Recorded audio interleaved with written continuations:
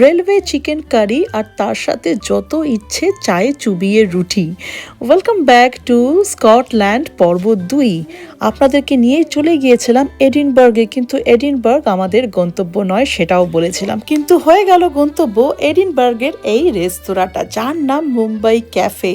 আমাদের পরবর্তী ট্রেন ধরতে হাতে এখনও রয়েছে প্রায় 3 ঘন্টার সময়, তাই শুভ কাজে আর দেরি করে লাভ কি, পেট পুজোটা সময় মতো সেরে ফেললেই হয়।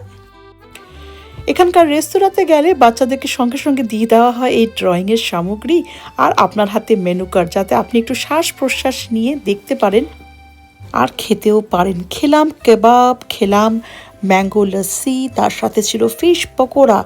সবচেয়ে প্রিয় যেটা ছিল সেটা হচ্ছে এই চা তো নয়, যেন ওয়াটার অফ ইন্ডিয়া।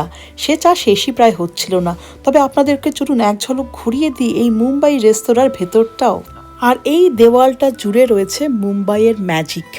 যারা মুম্বাই গেছেন তারা জানেন মুম্বাইয়ের দৈনন্দিন চালচিত্র কিন্তু দেখতে ঠিক এরকম হয়। শহর জুড়ে মন কেমন করা নস্টালজিক পোস্টার, তার সাথে কাটিং চায়, আর সেটাও বসে কোনো ইরানি রেস্তোরাঁয়। আর এই সিটটা আমি রিজার্ভ করে গেলাম আমার পরবর্তী এডিনবার্গ ট্রিপের জন্য। রেলওয়ে চিকেন কারিটা অসাধারণ ছিল। তার সাথে জঙ্গলি মাছ নিয়েছিলাম, জিরা রাইস, দম বিরিয়ানি, এটা মাটন, আর তার সাথে কিমা মটর। দিল্লির শেফ বাঙালির দিল অনেকটাই জিতে নিয়েছিল, কিন্তু কি বলুন তো, এখানকার মাছ মাংস ফ্রেশ হয় না, তাই সব মিলিয়ে খাওয়ারের স্বাদ সেরকম কেউ আনতে পারবে না।